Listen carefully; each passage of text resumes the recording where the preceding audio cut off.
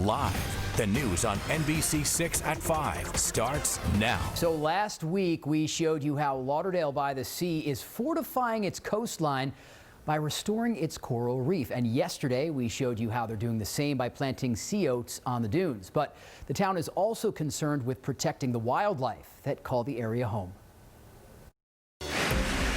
Sea turtles are very instinctual animals. They're ancient reptiles. They've been around for 100 million years.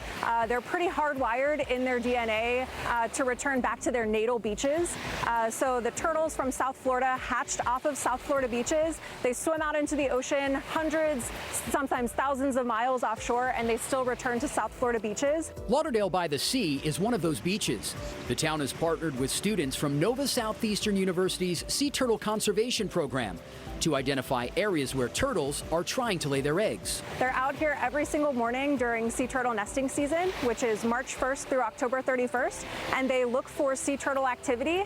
And anytime there's a sea turtle nest, they mark it off with these very distinct markings to tell the public to keep their distance so that the turtles can get safely to the ocean. Lauderdale-By-The-Sea has 162 loggerhead nests out of the estimated 1,900 across all of Broward County. Sea turtles are really important to our ocean ecosystem because they're what we call a keystone species. They really indicate the health of the oceans, and if the sea turtle population isn't doing well, then that means the entire ocean as a whole is probably not doing well. About 2 months after the eggs are laid, usually at night, hatchling turtles come out and try to find their way back to the ocean. Lauderdale-By-The-Sea is really encouraging residents and business owners to adopt all sea turtle friendly lighting. That means low height, low output, and long wavelength because the amber or red colors are less disruptive to the turtle's ultimate goal, surviving and getting back into the ocean. Another way Lauderdale-By-The-Sea protects sea turtles is with its plastic straw ban. We have found that most were eating these plastic straws and getting them caught either in their throat or their nostrils or getting in the eyes.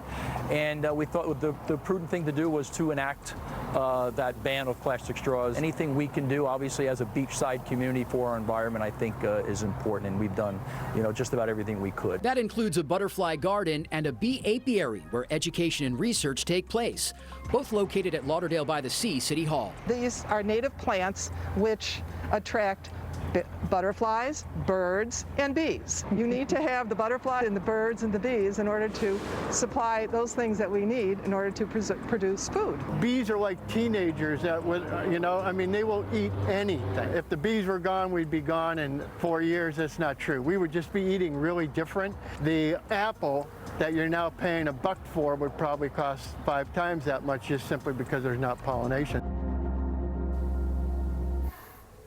All right, we've posted the first 2 parts of our Lauderdale-By-The-Sea environmental series on our website, NBC6.com. Reporting live from the studio, meteorologist Steve McLaughlin, NBC6.